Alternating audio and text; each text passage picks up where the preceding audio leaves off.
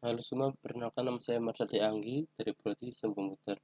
Di sini saya akan menjelaskan fungsi logik. Pengertian fungsi logik. Logika fungsi atau dalam istilah bahasa Inggris disebut fungsi logik merupakan bentuk logika bernilai banyak yang memiliki nilai kebenaran variabel dalam bilangan real antara 0 dan 1. Dalam sistem kecerdasan buatan, logika fungsi digunakan untuk meniru penalaran dan kognisi manusia. Logika fungsi merupakan pengembangan dari logika biner.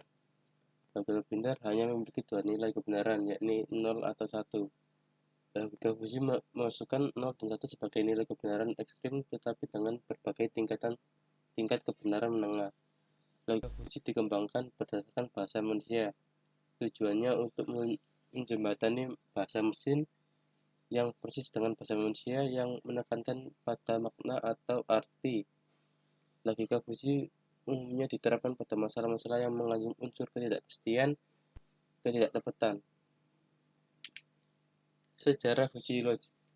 Logika fungsi pertama kali diperkenalkan oleh Latif Azadeh melalui tulisannya tentang teori himpunan fungsi pada tahun 1965. Latif Ashkerzadeh adalah seorang ilmuwan Amerika Serikat berkebangsaan Iran dari Universitas California di Berkeley.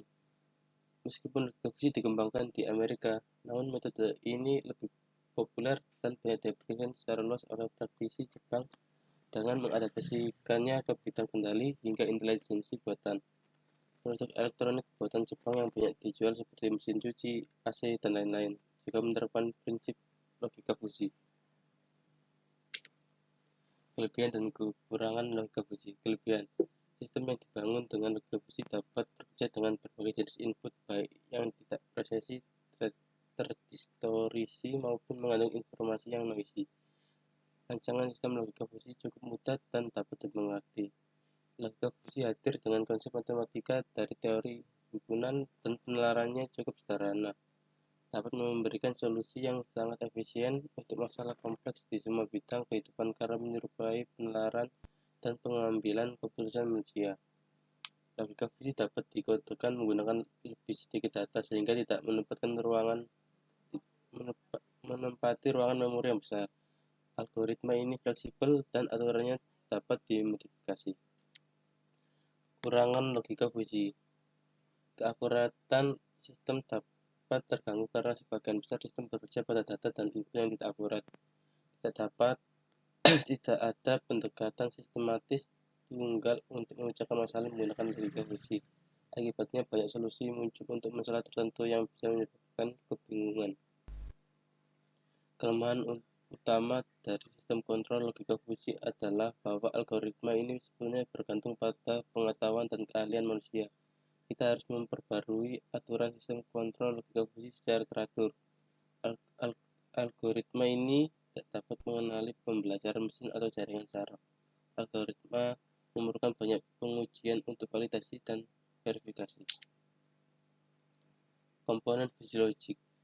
Fusifikasi adalah komponen kedua dalam arti fungsi dan berguna untuk membantu mengubah input. Komponen ini membantu dalam mengkonversi angka ekstrim ke himpunan fungsi.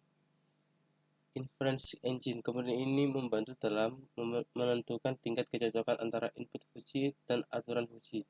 Berdasarkan persentase itu, diputuskan aturan mana yang perlu diterapkan. Setelah itu, untuk mengembangkan tindakan kontrol, aturan yang diterapkan digabungkan. Defusifikasi. Modul ini adalah kebalikan dari proses fusification. Di sini nilai fungsi diubah menjadi nilai ekstrim melalui pemetaan. Akan ada beberapa metode defusifikasi untuk melakukan ini, tapi pemilihan metode yang terbaik didasarkan sesuai input.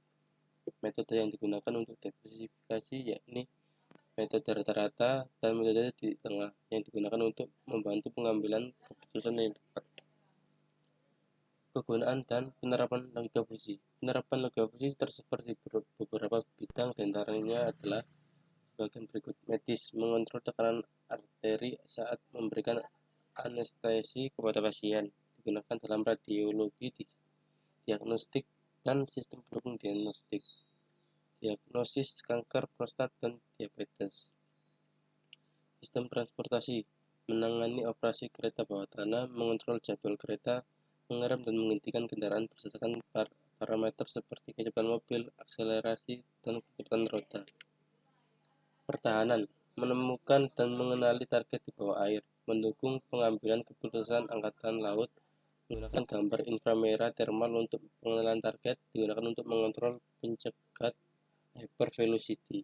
Industri, mengontrol pabrik pemurnian air, menangani masalah dalam kepuasan kendala dalam desain struktural, analisis pola untuk jaminan kualitas. Logika fusi digunakan untuk menangani pengelolaan air limbah lumpur. Sekian dari saya, terima kasih.